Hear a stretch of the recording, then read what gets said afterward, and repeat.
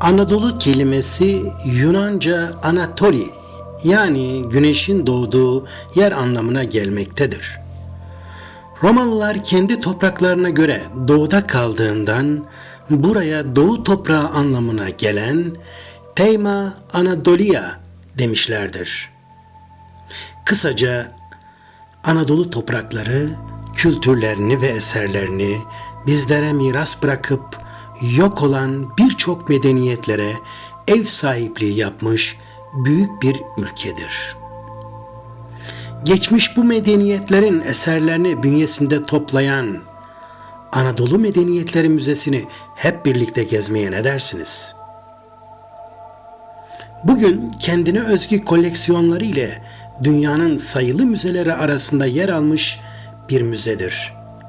İlk çağdan başlayarak günümüze kadar ki Anadolu arkeolojisi burada sergilenmektedir. Dünyanın sayılı müzeleri arasında yer alan ödüllü bir müzedir. Bu müze başkent Ankara'nın Altındağ ilçesinde bulunmaktadır. O dönem Atpazarı semtinde Ankara Kalesi'nin dış duvarına bitişik, restore edilmiş iki Osmanlı yapısında yer almaktadır. Bu yapılardan biri Veli Mahmut Paşa tarafından yaptırılan Mahmut Paşa Bedesteni, diğeri ise Rum Mehmet Paşa tarafından yaptırılan Kurşunlu Han'dır. Dünyaca ünlü bu müzenin kuruluş hikayesi de çok ilginçtir. Yapmış olduğum araştırmalarda Türkiye Cumhuriyeti'nin kurucusu Mustafa Kemal Atatürk 1920 yılında yurdu gezerek Anadolu insanına milli mücadelenin önemini anlatmaktadır. Gezisi sırasında taşınabilir tarihi eserleri ulu orta yerlerde görünce bunların bir yerde toplanıp Ankara'ya yollanmasını ister. Çünkü Atatürk aynı zamanda tarihe çok düşkün, çok okuyan ve araştırmacı bir liderdir. Aklında Eti Müzesi kurma fikri vardır. Yıllar 1921 yılını göstermektedir. Eserler Ankara'ya gelmeye başlayınca geniş mekana ihtiyaç duyulur. O dönemin kültür müdürü Mübarek Galip Bey'e bu görev verilir. Mübarek Galip Bey, Ankara Kalesi'nin Akkale olarak isimlendirilen burcunda Ankara'nın ilk müze arşivini oluşturur. Yıllar geçmektedir. Savaş bitmiştir. Genç Türkiye Cumhuriyeti devrimlerini peşi sıra yapmaktadır. Ama 1938 yılına gelindiğinde Türkiye Cumhuriyeti Mustafa Kemal Atatürk'ü kaybeder. Ama Türk milleti atasının bu fikrine sahip çıkar. O zamanki kültür müdürü Hamit Zübeyir Koşar Bey, devrin marif vekili Saffet Ankan'a yıkık halde bulunan Mahmut Paşa Bedesteni ile Kurşunlu Han'ın onarılarak müze binası olarak kullanılmasını önerir. Bu fikir kabul edilerek 1938 yılından 1968'e kadar devam eden 30 yıllık bir yenileme çalışması başlatılır. Müzenin tüm yenileme çalışmaları 1968 yılına gelindiğinde en son şeklini almıştır. Başlangıçta Hitit dönemine ait eserlerin sergilendiği bu müze, daha sonra diğer uygarlıklara ait eserlerle zenginleşmiş ve Hitit Müzesi olmaktan çıkıp Anadolu Medeniyetleri Müzesi haline gelmiştir.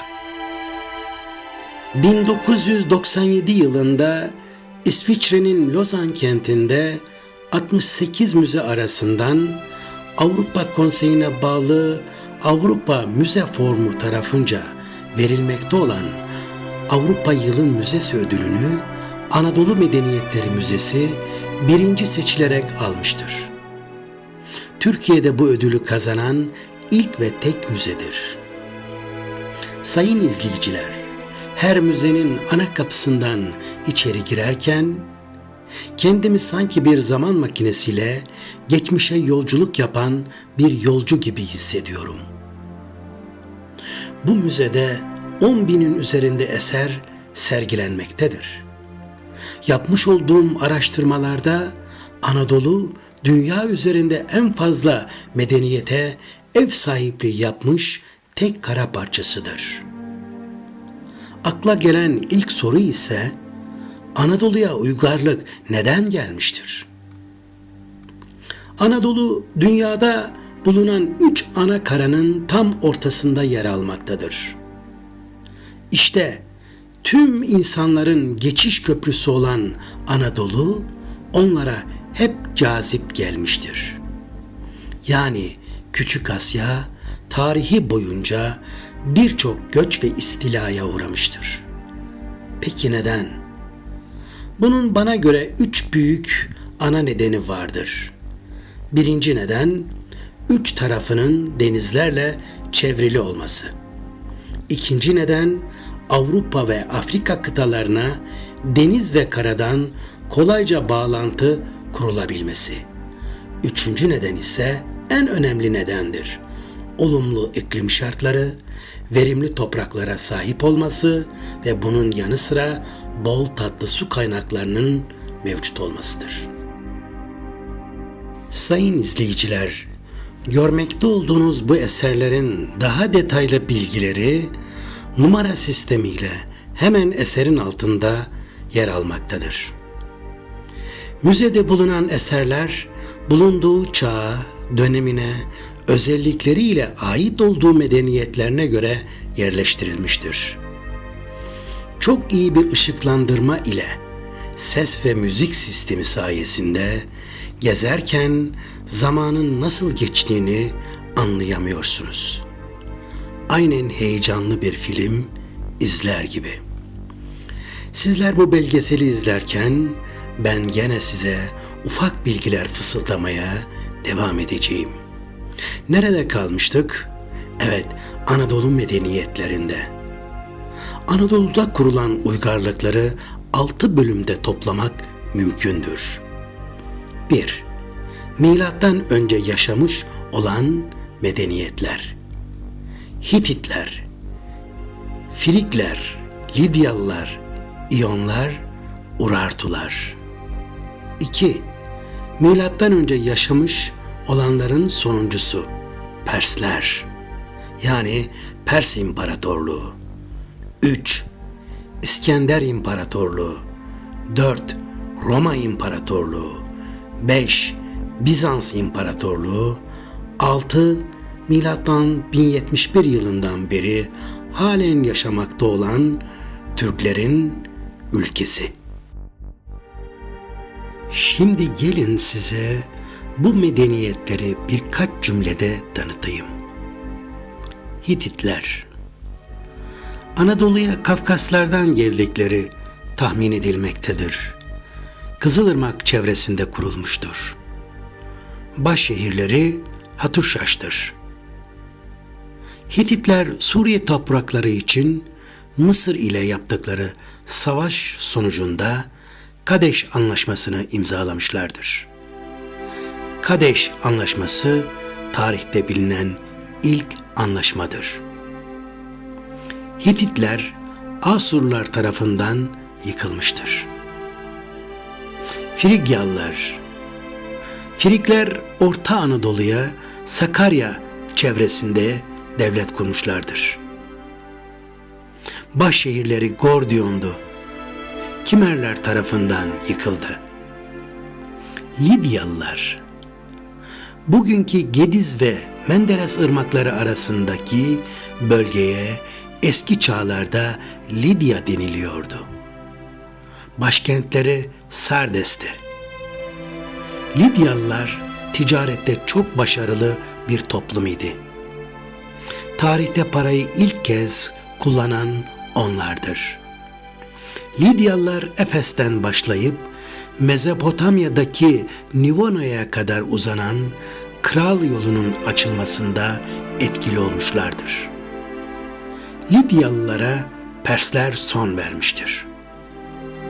İyonyalılar, İzmir Körfezi'nden Güllük Körfezi'ne kadar olan bölgeye İonya denilirdi. Yunanistan'dan gelen Akalar buradaki yerli halka karışarak şehir devletleri halinde yaşadılar. Başlıca İyon şehirleri şunlardır: Efes, Milet, İzmir, Foça ve Bodrum'dur. Efes'teki Artemis Tapınağı İyonlara aittir. İyonlar deniz ticaretinde çok gelişmişlerdi. Urartular Van Gölü ve çevresinde devlet kurmuşlardır. Baş şehirleri Tuşba, yani bugünkü Van'dır. Urartular'da kral ülkeyi savaş tanrısı Haldi adına yönetirdi. Urartular madencilik ve maden işletmeciliğinde çok ileri gitmişlerdi. Roma İmparatorluğu İtalya'da kurulan bu devlet kısa zamanda Avrupa, Asya ve Afrika topraklarına yayılmıştır. Milattan sonra 395 yılında Batı ve Doğu Roma İmparatorluğu olarak ikiye ayrılmıştır. Batı Roma İmparatorluğu milattan sonra 476 yılında yıkılmıştır. Bizans İmparatorluğu. Bu imparatorluğun bir adı da Doğu Roma İmparatorluğu'dur. Merkezi İstanbul olan bu devlet, milattan sonra 1453 yılında Osmanlı İmparatorluğu ve onun padişahı Fatih Sultan Mehmet tarafından yıkılmıştır. Bu olay insanlık tarihinde bir çağın başlangıcı olmuştur. Ayasofya, Aya Irini, Hora, Sergios ve Baküs kiliseleriyle yere batan ve binbir direk sarnıçları en ünlü eserleridir. Bu medeniyetlerin kültürlerine ve devlet yönetimlerine bakacak olursak, Anadolu'da kurulan bu devletler genellikle krallıkla yönetilmiştir. Kral hem başkomutan, hem başyargıç, hem de başrahipti. Bu durum, kralın siyasi, askeri ve dini gücü elinde bulundurduğunun bariz bir göstergesiydi. Ayrıca kralın başrahip oluşu, layık olmayan bir anlayışı yansıtmaktaydı. Din ve inanış olarak Anadolu'da çok tanrılı inanış mevcut idi. Hititler kendi tanrılarından başka Ön Asya tanrılarına, Lidyalılar da Yunan tanrılarına taparlardı. Bu durum Anadolu'da dini etkileşimi yansıtmaktadır. Urartular ölümden sonra hayata inanırlardı. Bu yüzden mezarlarını ev ve oda biçiminde yapıp içine çeşitli eşyalar koyarlardı. Halk genellikle asiller, rahipler, hürler ve köleler olarak sınıflara ayrılmıştı. Anadolu'da ekonomik hayatın temelini tarım, ticaret ve hayvancılık oluşturuyordu. Urartular madencilik ve maden işletmeciliğinde ileri gitmişlerdi. Lidyalılar ticarette çok gelişmişlerdi. Tarihte parayı ilk kez onlar kullanmışlardı. Anadolu'ya yazı Asurlar tarafından getirilmiştir. Hititler ve Urartular Asurlardan aldıkları çivi yazısını ve kendi buluşları olan resim yazısını kullanmışlardır. İyonlar ve Lidyalılar Fenike yazısını kullandılar. Bilim ve sanatta Hititler kayaları düzleştirip üzerlerine tanrı kabartmaları yapmışlardır. Hititler ve Frikler dokumacılık alanında ileri gitmiş toplumlardı. Frikyalıların tapates adı verilen halı ve kilimleri çok ünlüdür. Urartular yaptıkları kale ve su kanalları ile ün salmışlardır. İyonlar ise bilim ve sanatta bir hayli gelişmişlerdi. Sayın izleyicilerim, belgeselimin ana başlığında belirttiğim gibi kültürlerini bu topraklara miras bırakan bu medeniyetler bize kültür, bilim ve sanat dalında o kadar çok eser ve bilgi aktarmışlardır ki bizler onların bu bilgilerini hala kullanmakta ve eserlerini hayranlıkla izlemekteyiz. İşte size bazı örneklerini hemen sunabilirim. Matematikte Thales ve Pisagor, tarihte Herodot, tıpta Hipokrat, felsefede Diyojen en ünlü isimlerdir. Bunlar bize geçmişten miras kalanların sadece bir kısmıdır. Anadolu Medeniyetleri Müzesi'ni dünyanın bir ucundan başka insanlar bu değerlerimizi görmek için geliyorlar. Derim ki bir hafta sonunda bu müzeyi mutlaka geziniz. İnanın bu ülkenin ne kadar büyük bir tarihsel zenginliğe sahip olduğunu şaşkınlık içinde izlersiniz. Yurt dışına kaçırılan veya bilinçsizce verilen eserlerimizin haddi ve hesabı bilinmemektedir. Lütfen bu konuda herkesi duyarlı olmaya davet ederim. Sonuç olarak tarihe ve kültürlerine sahip çıkan uluslar, unutmayalım, asla kaybolmazlar. Başka bir belgeselde buluşmak üzere, hoşça kalınız.